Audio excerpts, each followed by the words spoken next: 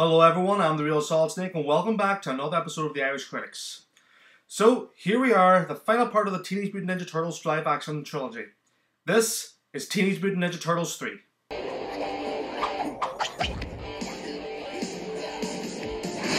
Now then, this one arrived on the scene about 2 years after the second one. Why so long? I remember back in the day just waiting for the following year thinking that that's when it was going to arrive and getting nothing. I was pissed off, I tell you. So it quite literally took me by surprise when the movie finally arrived in theatres. Trust me guys, back then for a kid, 2 years is a long time. And after the disaster that was The Secret of the Ooze, all I can say is that this one had better be a lot better. I mean, they're bound to have taken some of the criticism on board, right? And, iron out some of the issues and hopefully improve on the mistakes. So, this is it. This is Teenage Mutant Ninja Turtles 3.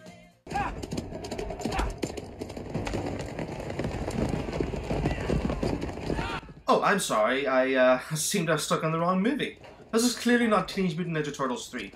This is some Japanese movie about samurais. All they're doing is trying to attack this guy who is someone called Prince Kenshin, while a mysterious woman holding some strange object just stands there and watch. Whoa. Okay, yes, now we're in the present. What, did the movie just say fuck all that shit, I'm not playing that? Ah, no, the Turtles' hideout. Yes, this is the Turtles. Let's see them make their grand entrance. I mean, they had two great entrances in the last two movies, so this one is bound to be equally as cool. Let's go.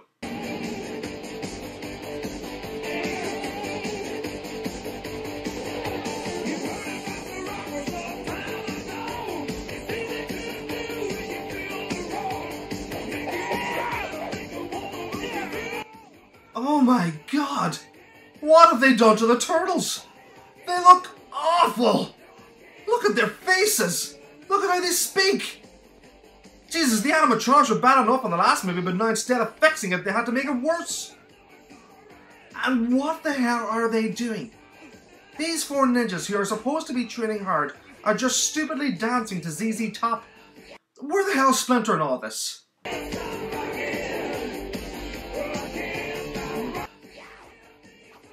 Damn. That is...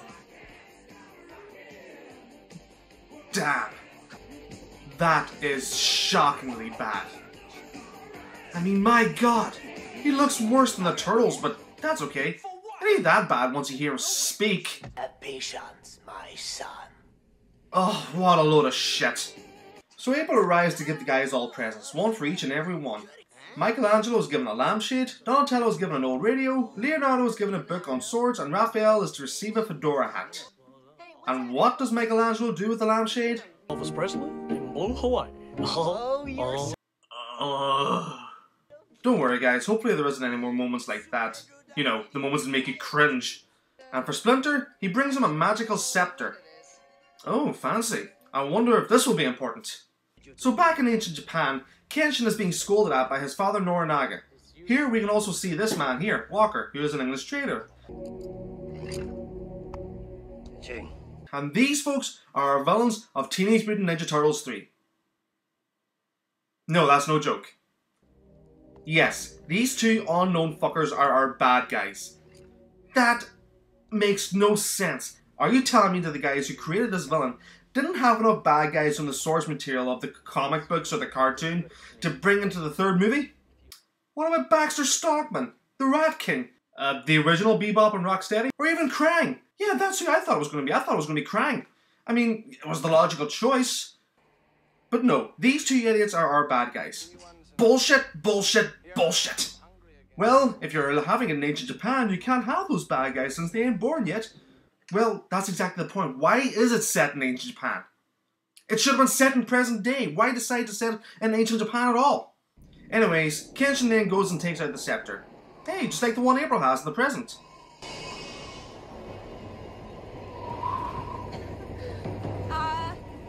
Guys?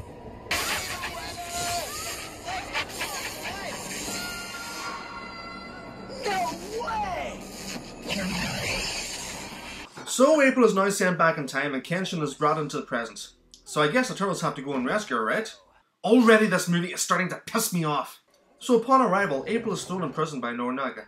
Here is where a really, really dumb moment in any film I've really much seen happens.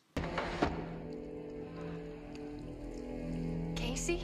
Wow, Casey's ancestor. What coincidence.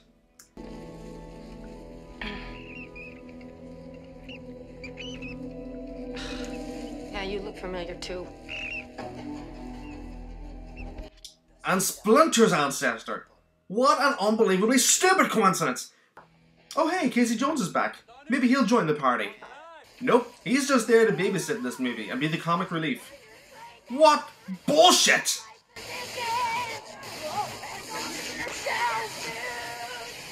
So the Turtles then finally get thrown back to the past, but they must do it in 60 hours or they will be trapped there forever. Why is there always a time limit? I think I swallowed a frog. I hope it wasn't an ancestor. He swallowed a frog and hopes it wasn't an ancestor. Excuse me for a minute. Well, I can honestly say now that frogs have no relation whatsoever to turtles. What the hell was the scriptwriter thinking? Did a 5-year-old write that line? Fuck, that was dumb.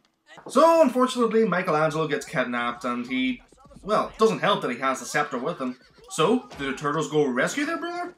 No, they go out and look for April first. So they get to the prison where April's being held. It's Wet Willie time, Mo. It's Wet Willie time. Yeah, this is something that the Turtles are going to say over and over again. It's kind of like a recurring joke in this movie, by the way.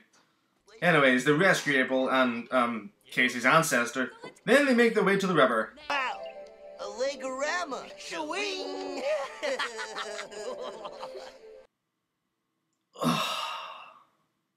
But the Turtles are jumped, and here we are introduced to Mitsu, the leader of the rebellion against Norinaga, the woman we saw from earlier. Later on though, Mitsu's village is burned to the ground by Norinaga's men. Michelangelo is then let out of prison after being mistaken for another guard. Here, he shows them his true face. Wait, I'm really a beautiful princess in disguise.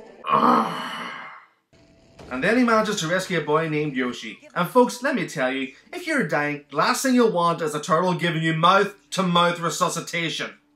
Ugh. Ugh. Enough of this for now. Let's see how Casey is holding up in the present. Hey, I'll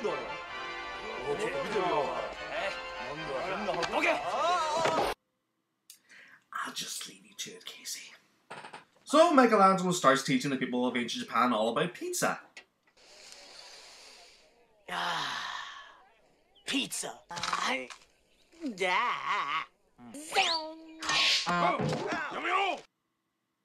Okay, and Raphael befriends Yoshi in this movie, who then gives Raphael an unexpected gift. You, Raphael, son. oh, you didn't have to. I find in the woods. Now you and the other Kappa can go home. Now you no die. I can't believe it. So you see, as long as we didn't have the scepter, we had no choice but to stay and fight.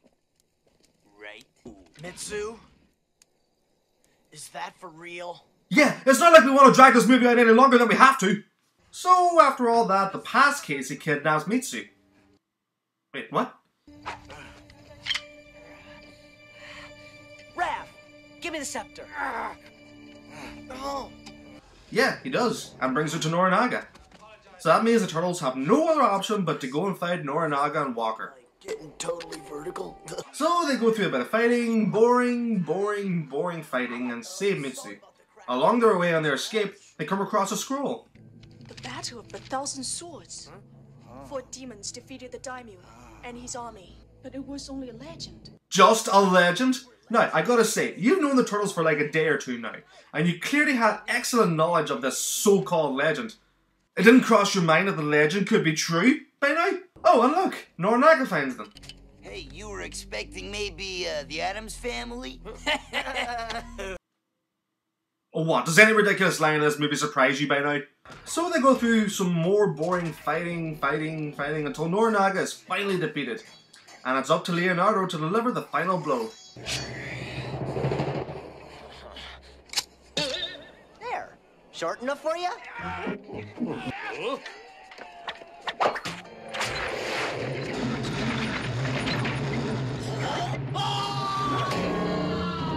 Ugh. But wait, Walker is still here. The Turtles have to take care of him, right? Well, unfortunately, he now has the scepter and is going to use it to escape.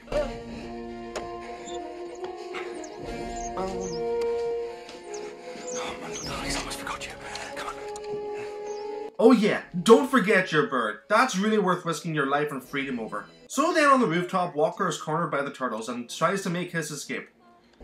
We're turtles, friend. The Teenage Mutant Ninja variety. Sleazeball.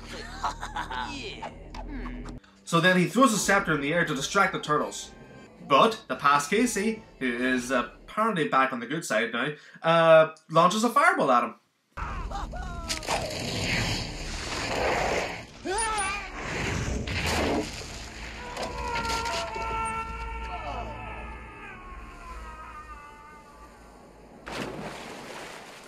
And yes, I did notice it there too myself. He just disappears. No splash, they just cut out the shot, he just more or less vanishes. Wow. Bungee jumping without a bungee. That could be dangerous. Bungee jumping? Why even make that reference? He wasn't even doing anything that resembled bungee jumping. Bungee jumping is when you intentionally jump off with rope attached to your ankles. Was that even meant to be funny? Bungee jumping? What garbage! So it's time for the Turtles and April to finally go home, but Michelangelo wants to stay, and so does Raph. People appreciate us here. We don't have to live like moles. Hey, whoa, no way. We're all going back. Quit stalling and just go home for fuck's sake! It's Star Trek time, guys. Oh god, so much shitty lines! So Leo does finally manage to convince the rest of them to go home, but Michelangelo decides too late and misses the transport.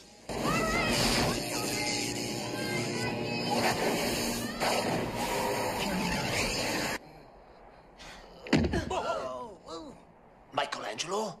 What, so is that it? Michelangelo stuck in the past?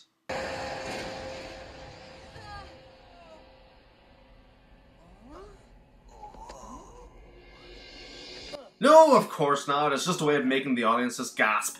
And it did fuck all. I think most of them just wanted the film to be over by now. What's the best way to end this movie? Well, splinter into the last two. So I think it would be fitting like good to give him this send off too. Let's see what he does. Yo, dude. Huh? Yo, dude. Just like Elvis in Blue Hawaii. Uh-huh. I saw it on cable. Oh, hey, Mikey.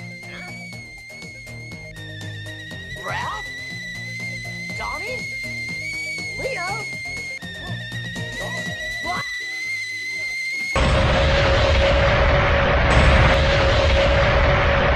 This movie is one of the worst things anybody should ever have to sit through. It's horrible, terrible, god-awful garbage, an absolute mess of a movie, a detestable bit of cinema. How the fuck could a film like this ever get made? There looked to be no real amount of effort put into it. It's just corny lines, awful acting, awful story, awful villains, awful characters, awful fights, and the whole experience was nothing but cringe, cringe, cringe, cringe, cringe. I'm going all out here, folks. I'm going to say it now. I really am going to say it now. Teenage Mutant Ninja Turtles 3 is one of the worst movies ever. Watch this at your own peril, but trust me, you won't be pleased.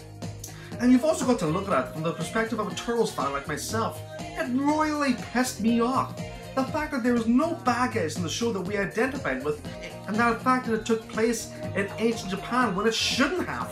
If TMNT 2 was the series' own Batman Forever, then this is most definitely the series' own Batman and Robin. Well, maybe not that bad, but close enough! So that's all for the Turtles movies. There wouldn't be another one. Jesus Christ, not after that.